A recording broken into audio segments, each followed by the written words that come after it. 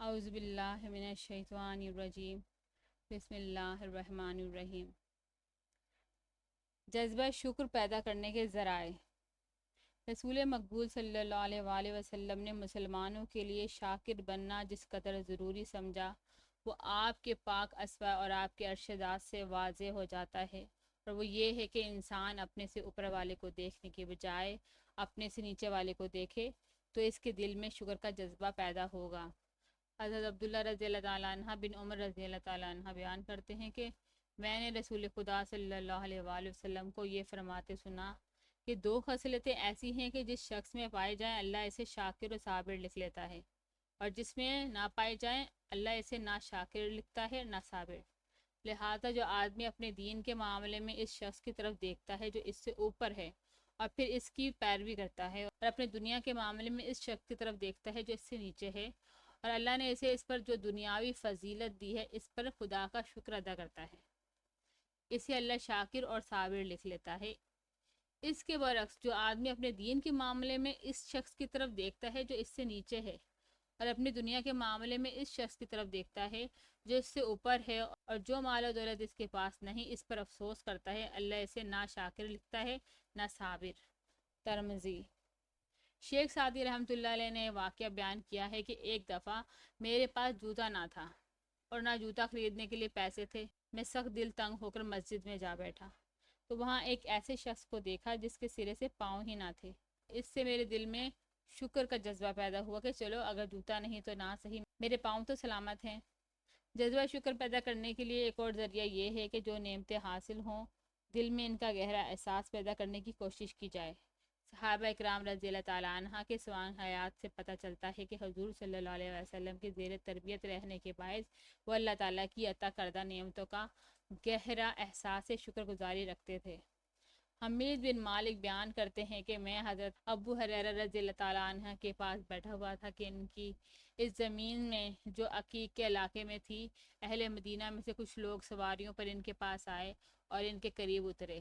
حضرت ابو ہریرہ رضی اللہ تعالیٰ عنہ نے مجھ سے کہا کہ میری ماں کے پاس جاؤ، انہیں کہو کہ آپ کا بیٹا آپ کو سلام کہتا ہے اور درخواست کرتا ہے کہ ہمیں کچھ کھلائیے۔ بس میں ان کی والدہ محترمہ کے پاس گیا تو انہوں نے ایک بڑے پیالے میں 3 روٹیاں، کچھ زیتون کا تیل، کچھ نمک رکھا اور پھر اسے میرے سر پر رکھ دیا اور میں اسے اٹھا کر ان لوگوں کے پاس لے آیا۔ جب میں نے اسے ان کے سامنے رکھا تو حضرت ابو ہریرہ رضی اللہ تعالیٰ عنہ نے کہا کہ اللہ اکبر، اور پھر کہا کہ شکر ہے اس خدا کا جس نے ہمیں روٹی سے سیر کیا، حالانکہ اس سے پہلے ہمارا کھانا صرف 2 کالی چیزیں ہوتا تھا، یعنی پانی اور کھجور۔ موتا۔ حضرت عروہ بن زبیر رضی اللہ تعالیٰ عنہ کے بارے میں بیان کیا جاتا ہے کہ جب کبھی بھی کھانے پینے کی کوئی چیز دی جاتی، یہاں تک کہ اگر دوائی بھی دی جاتی، تو اسے کھاتے یا پیتے تو کہتے سب تعریف اس اللہ کے لیے ہے جس نے ہمیں ہدایت دی اور ہمیں کھلایا اور ہمیں پلایا اور ہمیں نعمتیں عطا فرمائیں۔ اللہ سب سے بڑا ہے۔ اے اللہ تیری نعمت ہمارے پاس اس وقت آئی جب ہم سراسر برائیوں میں مصروف تھے، ہم نے اس نعمت کی وجہ سے نہایت اچھی طرح صبح و شام کیے۔ ہم تو اس سے درخواست کرتے ہیں کہ اس نعمت کو پورا کر دے اور ہمیں توفیق عطا فرما کہ اس پر تیرا شکر ادا کریں۔ تیری بہتری کے سوا کہیں بہتری نہیں اور تیرے سوا کوئی عبادت کے قابل نہیں۔ اے نیکوں کے معبود اور اے جہاں کو پالنے والے، سب تعریف اللہ ہی کے لیے ہے اور اللہ کے سوا کوئی عبادت کے قابل نہیں۔ جو اللہ چاہے گا وہی ہوگا، قوت اللہ ہی کی مدد سے ہو سکتی ہے۔ اے اللہ، جو کچھ تو نے ہمیں عطا کیا ہے اس پر ہمیں برکت دے اور ہمیں دوزخ کے عذاب سے بچا۔ ہوتا۔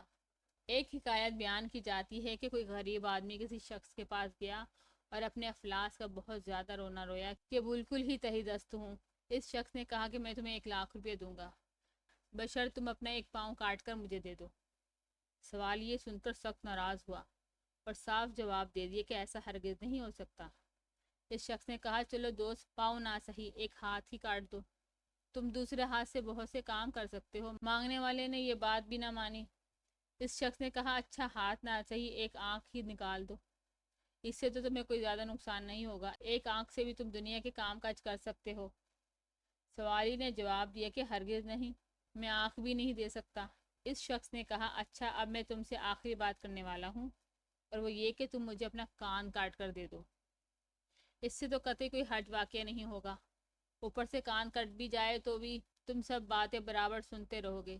सवाली बिगड़ कर बोला, ऐसे भी मैं नहीं करूँगा।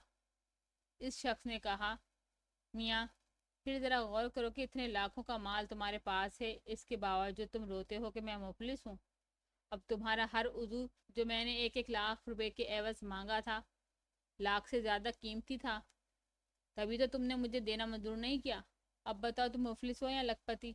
फिर इस अक्लमंद इंसान ने इस मुफलिसी का रोने रोने वाले को समझाया कि जिस इंसान को अल्लाह ताला ने ये बुनियादी दौलतें अता कर रखी हों, वो फिलहकीकत दौलतमंद ही होता है। इसकी इस हालत में जिसमें इसके पास रुपए पैसे की रेल पेल हो, और इस हालत में जिसमें इसके पास रुपए की कमी हो। बस इतना ही फ़र्क है कि एक इंसान के पास 1 लाख रुपया हो और दूसरे के पास 1 लाख रुपया और एक आना। क्या तुम ये कह सकते हो कि जिसके पास 1 लाख रुपया और एक आना हो, वो 1 लाख रुपया रखने वाले से ज़्यादा अमीर है? बुनियादी दौलतों की मौजूदगी में दुनियावी दौलतों का होना दर हकीकत एक आने ही का फ़र्क डालता है। एक मकामी स्कूल की 12-13 साल बच्ची स्कूल में अपने हमजोलियों के पास बैठी बातें कर रही थी। बातों बातों में वो कहने लगी कि मेरे दिल में बड़ी हसरत है कि मैं कभी स्कूल से घर देर करके जाऊं तो घर में मुझे कोई डांटे और मारे और कहे कि खालदा तुम देर करके क्यों आई हो। मैं जल्दी कर जाऊं या देर करके जाऊं, मुझे कोई नहीं झिड़कता। काश मुझे कोई झिड़कने वाला होता। बात यह थी कि बच्ची की माँ फौत हो चुकी थी। बाप अपने काम से देर से वापस आता था, इसलिए अगर वो देर से भी घर जाती तो घर में कोई था ही नहीं जो इसे टोकता। ये रोक टोक इसकी एक हसरत बनकर रह गई थी। अब ज़रा ख्याल करें कि कितने बेशुमार नौजवान बच्चे और बच्चियां हैं जिनके घरों में रोकने टोकने वाले माँ बाप मौजूद हैं, मगर इन्हें ये एहसास ही नहीं होता कि रोक टोक जो हम पर की जाती है ये कोई नेमत है, और जिन्हें हासिल नहीं होती इनके लिए यही शय हसरत बन जाती है। हज़रत राबिया बसरी रहमतुल्लाह अलैह के मुतालिक एक हिकायत बयान की जाती है कि एक दिन एक शख्स के सर में दर्द था। वो सर को पट्टी बांध कर हाय वाय करता इनके पास पहुंचा कि दुआ कीजिए, बड़ा सख्त दर्द हो रहा है। हज़रत राबिया बसरी रहमतुल्लाह अलैह ने फरमाया, ए शख्स, इतनी देर खुदा ने तुम्हें सेहत दे रखी, कभी शुक्र की पट्टी भी बांधी थी? आज ज़रा सर को दर्द हुआ तो नाशुक्री की पट्टी बांध कर आ गए हो। एक खातून को दांत के दर्द की तकलीफ थी। तकलीफ की नौयत कुछ ऐसी थी कि लेटना मुमकिन ना था। अगर दर्द थमा होता तो लेटते ही शदीद हो जाता। पूरी पूरी रात इनकी बैठे गुजर जाती।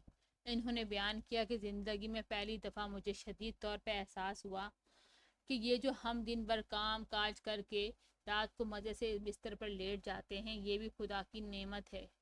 ज़माने जंग में जब एक एक रात के दौरान में कई कई बार खतरे का सायरन होता हो और लोगों को बिस्तरों से उठकर पनाहगाहों में जाना पड़ता हो, तो ख्याल कीजिए कि वो रात की नींद भी कितनी बड़ी नेमत है जो आप पहले पहल शुरू करते हैं और आपको मालूम होता है कि इंशाल्लाह सुबह तक सोते रहेंगे। गर्ज ये कि अल्लाह ताला ने हमारे चारों तरफ अपने इनामात इस कसरत से बिखेरे हुए हैं कि एक देखने वाली आँख और एहसास करने वाला दिल कभी शुक्रगुजारी से मामूर हुए बगैर नहीं रह सकता। जज्बा शुक्र पैदा करने के लिए एक और ज़रिया कनात है। कनात का मतलब ये बिल्कुल नहीं कि इंसान रोज़ी की फरागी के लिए कोशिश ना करे, बल्कि कनात से ये मुराद है कि ठीक ठीक हलाल ज़राए से जितना भी मिल जाए इस पर खुश व खुर्रम और शुक्रगुजार रहा जाए, और हराम ज़राए का ख्याल भी दिल में ना लाया जाए। अब जाहिर है कि जो शख्स ज़्यादा की हिर्स में गिरफ्तार नहीं होगा, इसे जितना भी अल्लाह ताला पाक ज़राए से दे देगा, इस पर शुक्रगुजार रहना इसके लिए ज़्यादा आसान होगा। आखिर में इस बात को याद रखना चाहिए कि अल्लाह ताला ने जो अपने बंदे के लिए शुक्रगुजार रहने को इतना पसंद फरमाया है, और हुजूर सल्लल्लाहु अलैहि वसल्लम ने जो मुसलमानों को एक अब्दुश्शकुर बहुत ज़्यादा शुक्र करने वाला बंदा बन कर दिखाया और इनके लिए भी शुक्रगुजार बंदे बनने को पसंद फरमाया है, तो ये इसलिए कि शुक्रगुजार बने रहने में ख़ुद इंसान ही का फ़ायदा है। जिस इंसान को अपने मौला की बख्शी हुई नेमतों का एहसास रहे, इसके दिल में अमन सुकून और खुशी उस शख्स के दिल की बानिस्बत ज़्यादा होती है जिसे इन नेमतों का एहसास ना हो। हालांकि हो सकता है कि दर हकीकत ये नेमतें इस नाशुक्रे के पास शुक्रगुजार बंदे की बानिस्बत ज़्यादा हों। दिल की ये खुशी और सुकून बहुत बड़ी नेमत है, और दुनियावी दौलतें समेटने से भी लोगों का असल मकसूद ये दिल की खुशी हासिल करना ही होता है। अगरचे वे इस नुक्ते को नहीं समझते कि दुनिया के साजो सामान की हिर्स दर हकीकत दिल को खुशी से महरूम किए रखती है और एक मुस्तकिल बेचैनी में मुब्तला किए रखती है। फिर इसके अलावा ये बात भी है कि नेमतों का शुक्र अदा करने से نعمتوں میں زیادتی ہوتی ہے، جیسے کہ سورہ ابراہیم کی مندرجہ بالا آیات میں بیان ہو چکا ہے کہ اللہ رب العالمین کو نہ تو ہمارے شکر کی حاجت ہے اور نہ ہمارے کفران نعمت سے اسے نعوذ باللہ کوئی نقصان پہنچ سکتا ہے۔ یہ تو ہمارا اپنا ہی فائدہ ہے جس کے باعث شکر گزار رہنے کا حکم دیا جاتا ہے۔ سورہ نحل آیت نمبر 4 میں اللہ تعالیٰ نے ارشاد فرمایا ہے، جو ہی سلیمان علیہ السلام نے وہ تخت اپنے پاس رکھا ہوا دیکھا تو وہ پکار اٹھا، یہ میرے رب کا فضل ہے تاکہ وہ مجھے آزمائے کہ میں شکر کرتا ہوں یا کفران نعمت۔ اور جو کوئی شکر کرتا ہے اس کا شکر اس کے اپنے ہی لیے مفید ہے، ورنہ کوئی ناشکری کرے تو میرا رب بے نیاز اور اپنی ذات میں آپ بزرگ ہے۔ حضرت ابوبکر صدیق رضی اللہ تعالیٰ عنہ نے ارشاد فرمایا ہے کہ جو مومن شکر گزار ہوتا ہے وہ عافیت سے بہت نزدیک ہوتا ہے۔ حب الہی کا ایک تقاضا یہ بھی ہے کہ محبوب کی طرف سے جو انعام و اکرام عطا ہوں، دل ان کے احساس سے معمور اور زبان ان کے اظہار میں مصروف رہے۔